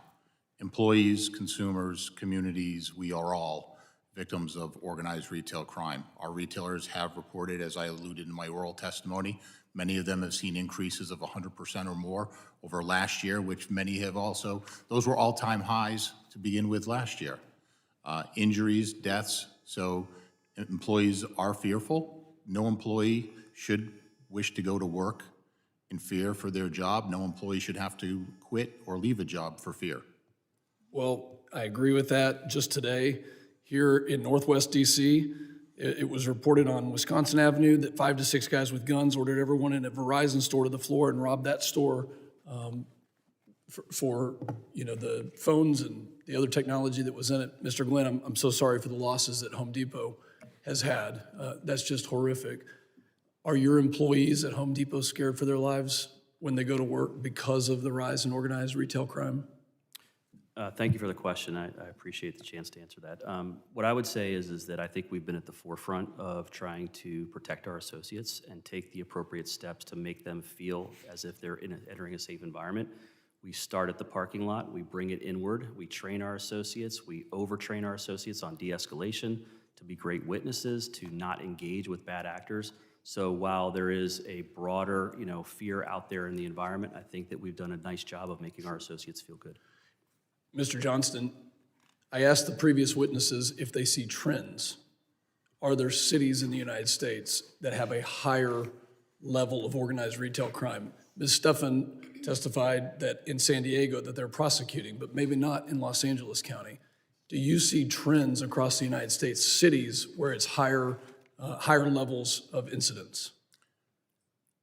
We do have an annual survey that goes out to our retail members that one of the questions is where do they often see the highest levels of organized retail crime, and we do provide a top 10 list. It is based on their responses. It is based on their experiences and their internal data. But that is not to say that, along with my fellow panelists in the previous panel, organized retail crime groups, they prey on wherever and however they can obtain their goods and their dollars. But if, as Ms. Stephan was saying, if you have a non-aggregated penalty day in and day out, $950, doesn't that add to a criminal's mindset that they're going to take advantage of that if they know they're going to only be prosecuted for a misdemeanor instead of a felony? I would agree with that. Our retailers do see that aggregation can play a large role in deterrence, where an individual act, an organized retail crime is not a singular act. It's conducted in multiple acts, multiple perpetrators in an organized effort. So aggregation can be of great support and assistance in this matter. Thank you. Ms. Stephan, last question. Alvin Bragg's day one policy that took armed robbery from, in some cases, from a felony to a misdemeanor, does that embolden criminal activity? I believe that every prosecutor should follow the rule of the law, and the law says that robbery is a felony. Thank you. I yield back and now recognize the ranking member for his line of questioning.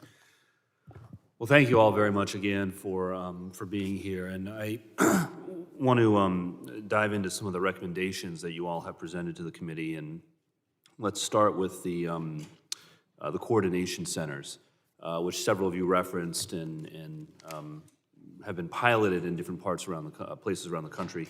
I'll open this one up to any of you. Can any of you comment on the experience of your organizations with coordination centers? What's worked, what's not? What are the best practices that we should be mindful of as we look to expand this model across the country? So I don't know, Mr. Glenn, would you like to take a crack at it? We have had conversation with HSI about participating with them on the coordination centers, but to this point we have not.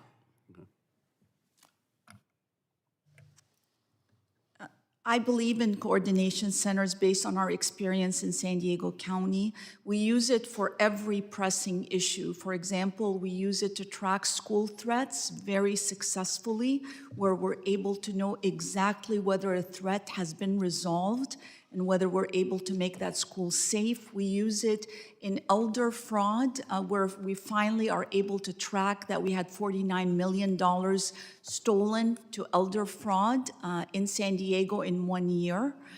So we look forward to having that same type of effort in order to gather accurate data. The best way to come up with solutions is to really know the size of the monster that you're dealing with. And then, Mr. Glenn, one of the root causes of the rise of organized retail theft that you highlighted is the availability of easy platforms for resale, particularly online. And again, I'll open this up to any of you. What should we as Congress be thinking about when it comes to the resale aspect of this? Should there be tougher requirements for these online platforms to know their customers, to know who is selling these goods, particularly, you know, large amounts of bulk goods that are highly likely to have been procured through retail theft? Yeah, thank you for the question. You know, in a perfect world, long before it's being resold, we would not actually experience the loss. I think the Informed Consumers Act was a great first step, but we also know that there's some opportunities with enforcement. We also know that there's some opportunities with education, and we need to continue to kind of round out the needs and the abilities of using the Inform Act to kind of help that e-fencing resale opportunity and actually put some teeth into it from a prosecution perspective. Does anyone else have a perspective on that? The Inform Act is a great tool, but it needs the people with expertise in order to make the cases. In the old days, we had the pawn shops, so we put together that you need to show ID and other things. So everything went online, and really this is why COVID shutdowns made more shoppers go online, so this became extremely profitable. But we need the FTC and law enforcement to be able to have the technology, the tools to work with those platforms in order to bring accountability. Thank you. So I think we all agree that this is an issue that's worthy of our attention in Congress and that we all want to work together to try to help you in combating organized retail theft. That's why I am proud to have signed on as a co-sponsor to Representative Titus and Representative Buck's Combating Organized Retail Theft Act, and I certainly encourage all of my colleagues to take a look at the bill and do the same. It deals with the aggregation issue and penalties in the U.S. Code, but also gives Homeland Security and DOJ some additional tools on the investigative and data sharing side that I think are very important as well.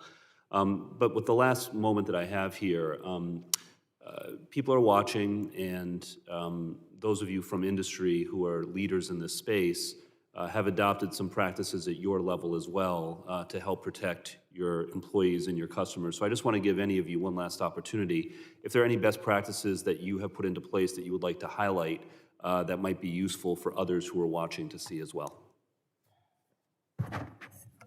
Thank you for the question. What I would tell you is that our process and our policy at the Home Depot is to make our associates understand the risk. First and foremost, it's an education process. 2, provide them with the tools for de-escalation, really making sure that they understand how to extricate themselves from these types of scenarios. And 3, to be great witnesses. Teaching people to be great witnesses to what's happening around them can help us then close these cases down, because we actually bring all this information in together into kind of a processing database for us, and we use that information to work with law enforcement. Thank you all. I'll yield back. Gentleman yields. Chair now recognizes the gentleman from New York, Mr. D'Esposito. Well, thank you, Mr. Chairman, and thank you all for being here and for the work that you do. Madam District Attorney, I'm paraphrasing, but I believe when the chairman asked a question, your response was that a district attorney must do everything in their power to uphold the law, and if someone, for example, is charged with robbery, it should be a felony and thus prosecuted as such. Obviously, that question came about because of the rogue DA that we have in New York City, specifically in Manhattan. And I know Mr. Magaziner had just mentioned that when it comes to retail theft, we all are trying to work together. And I would say that many of us are trying to work together, but there are actually a member of this subcommittee who is a very big supporter of that rogue DA, Mr. Goldman. is a big supporter of Mr. Bragg in Manhattan. And there is no question that we are trying to work together. But when we see cities like New York City, a city that I wore the uniform in, I was a proud NYPD detective for my entire career, those cities are suffering because of policies put in place by Democrats. That's without a question. We have in the state of New York, the governor, who was a Democrat, the state legislature, both the Assembly and the Senate, Democrat control, put into place criminal justice reform, bail reform, and at no point at any time did they have any conference with people in law enforcement who were actually on the street making sure that they were living out their oath to protect and serve. At no point did they have conversations with the men and women who wore the uniform, who were wresting illegal firearms from people's hands. Those conversations never happened. They did it because they believed that they were going to reform our criminal justice system. And I will say that as someone, again, who has spent a career in law enforcement, there are reforms needed, but they aren't reforms that need to be painted with a broad brush. So I want to thank you for saying what you said and making us all realize that when someone is elected district attorney, it doesn't give he or she the ability to rewrite, in New York's case, the penal code and get to pick and choose what crimes they prosecute. This has led in places like New York, and not just the city, but in places like my district in the southwest corner of Long Island, where you now walk into places like CVS, and when you walked in with your family and you grabbed that little basket because you didn't want to do a lot of shopping, you just wanted to do a little, so you had the basket. No more baskets. Why? Because people were taking those baskets, filling them up with whatever it is that they wanted, and walking right out the door. Why? Because of the laws that were put in place by the other side of the aisle, there was really no repercussions. And it literally took the handcuffs out of law enforcement's tool belt and put the handcuffs on prosecutors. So what I'm asking here today is, what can we do? I mean, what is it that members of Congress, what can we do to work with local law enforcement agencies besides changing the justice reform? What have you seen that has been successful in your area that we can do to curtail some of the disasters that we're seeing? I think what you're doing here by example, coming together around smart legislation, which has bipartisan support, is a great step. But for me in San Diego, whenever I'm fighting battles, I emphasize that public safety, the safety of our children, our businesses, our communities, small and large, that is not a political issue. That's a human issue. That's a human rights issue. Nothing will thrive without safety. You take out our police, you take out our law enforcement, you take out our prosecutors, or you make them for sale to anybody, then you take out the safety. With that, there is just no going back. You cannot thrive as a neighborhood. So I always elevate the voice of the victims. There's nothing more powerful than hearing from the people affected and being on the ground, because that is just avoids all politics, and that's how I handle my region. And you've been a district attorney for how long? This is my second term. Okay, so but 5 years. you've obviously been a prosecutor. 33 years. And I would assume that at no point in prepping for a trial or anything like that, and at least in my career in the NYPD, one question that is never asked by those when they're responding to a 911 call is, what political party are you from? Exactly. No police report ever shows that. Thank you. And I had some questions, but my time has run out for Mr. Glenn from Home Depot. If we could chat after, that would be great. Mr. Chairman, I yield back. Thank you. The gentleman's time has expired. The chair now recognizes the gentleman from California, Mr. Correa. Thank you, Mr. Chairman. I want to thank the witnesses for being here today. And Stefan, I just want to say I did a lot of work with the California DA's Association when I was in the state legislature. So in the few seconds that I have, few minutes, I'm going to ask you, start out with quick questions from you.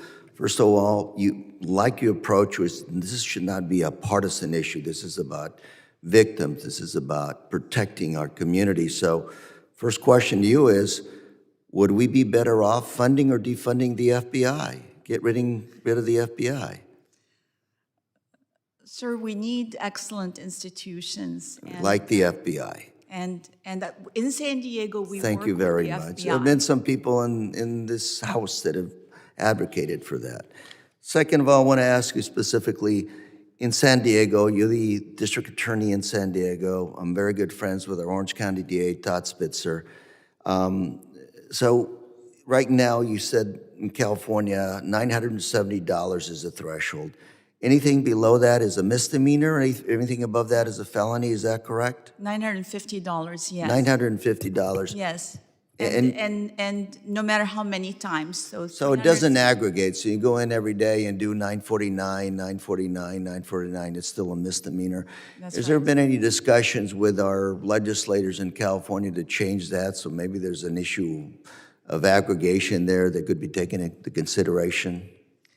There have been discussions, but it has to go back into a proposition before the voters. So for this us was to a change. proposition passed by the California voters, not the legislature itself. That's right, sir. Okay.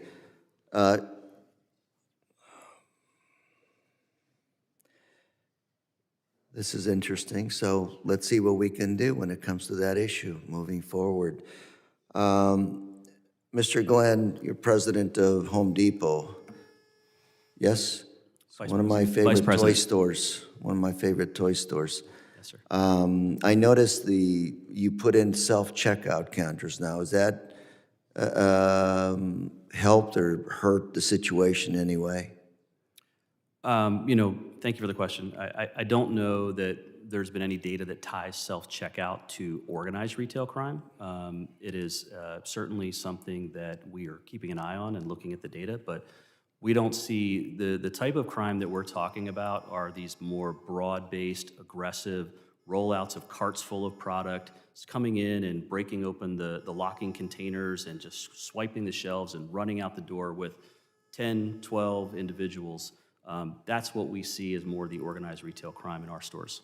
Thank you very much. And Ms. Agoda, good to see you, ma'am. I wanted to, you represent essentially the shopping centers and the challenges that we have with a lot of these shopping centers, your anchor tenants, so to speak, moving out, closing down because of the losses in some cases. So question is, who are the victims here? Who suffers when you have a major shopping center losing tenants? Thank you, Congressman, for that question. ICSC represents retail facilities of all shapes and sizes in all regions of the country, from large enclosed malls to grocery-anchored centers and everything in between. And you're right, we have seen an unusual amount of store closures in geographic areas that have experienced high numbers of ORC cases.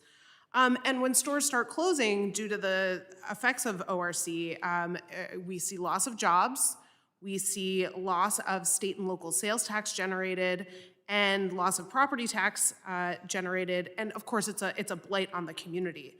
A single grocery store typically creates $2.4 million in annual state and local sales tax and has an average of 133 jobs. And really, if store closings start increasing as a result of ORC, not only will sales and property tax collection decrease, schools and first responders will be the ones that suffer most. So in addition to that shopper experience being diminished, you're going to see effects on other public services as well. So not just a loss directly to a retailer, but really to the whole community in terms of tax revenue, the ability to support local services. And like you said, in my district right now, I see it every day. Shopping centers losing major tenants, and the whole area just does not look well. And the challenge is trying to bring in retail to support that community. But I want to thank you. I'll thank all of you for being here today. And Ms. Stevens, I'd like to have a sidebar with you later on, and Mr. Glenn with you as well. Thank you, and Mr. Chair, I'm out of time. The gentleman yields back, and this will be the last member to question. The chair now recognizes the gentleman from Arizona, Mr. Crane. Thank you, Mr. Chairman. I'd like to start by introducing a couple letters into the record, one from CHEP and one from Retail Industry Leaders Association. Without objection, and so ordered. Thank you. I want to start with Mr. Johnson Earlier, sir, you said that your organization has a top 10 list. Can you go ahead and let us know what those are? Thank you for the question, sir. I do not have those off the top of my head. I can provide those answers to you at a later date. Do you happen to know any of them, sir, since you're testifying here before Congress as the representative? Congressman, in no particular order, Los Angeles, San Francisco, New York, Memphis, Oakland, Chicago, Illinois. Yeah, imagine that. Just like the last panel, similar trends that we're looking for, pattern recognition.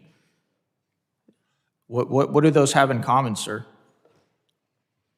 I mean, I get it. You guys got to be careful, but if you want Congress to help, we got to be honest about these things.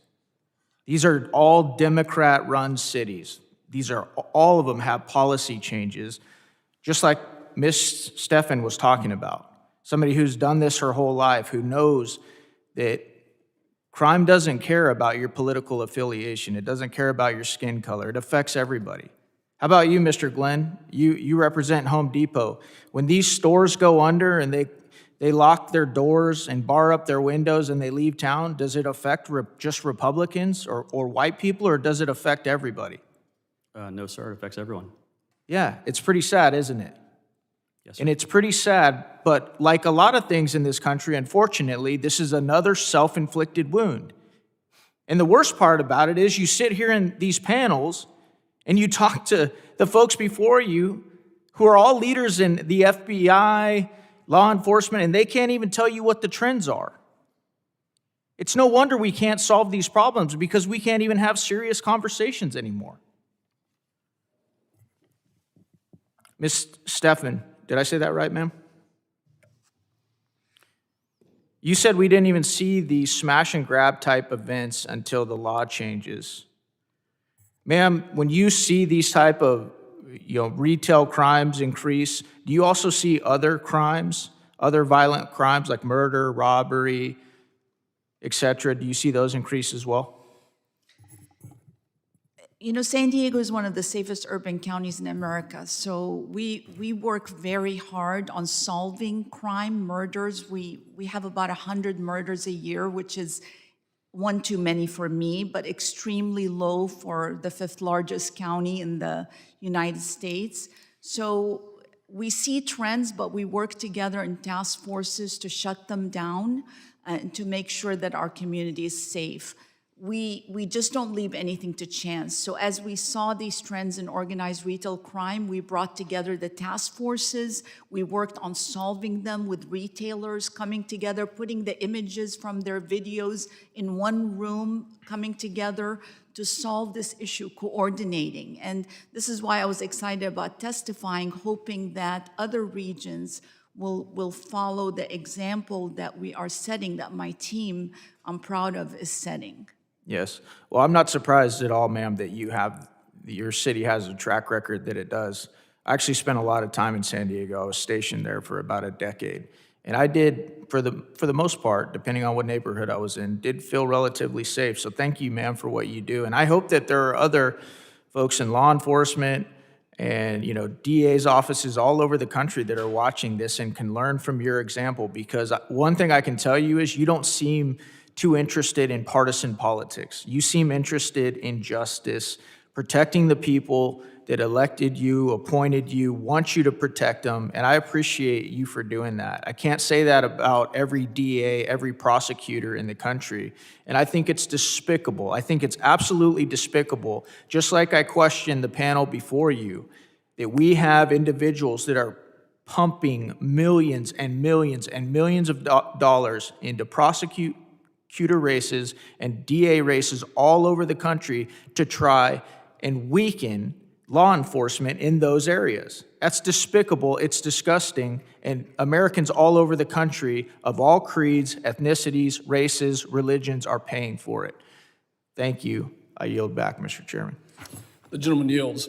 I'd like to thank all of our witnesses on both panels today for the valuable testimony and the members for their questions. The members of the subcommittee may have some additional questions for the witnesses, and we would ask the witnesses to respond to these in writing. Pursuant to Committee Rule 7D, The hearing record will be held open for 10 days. Without objection, the subcommittee stands adjourned.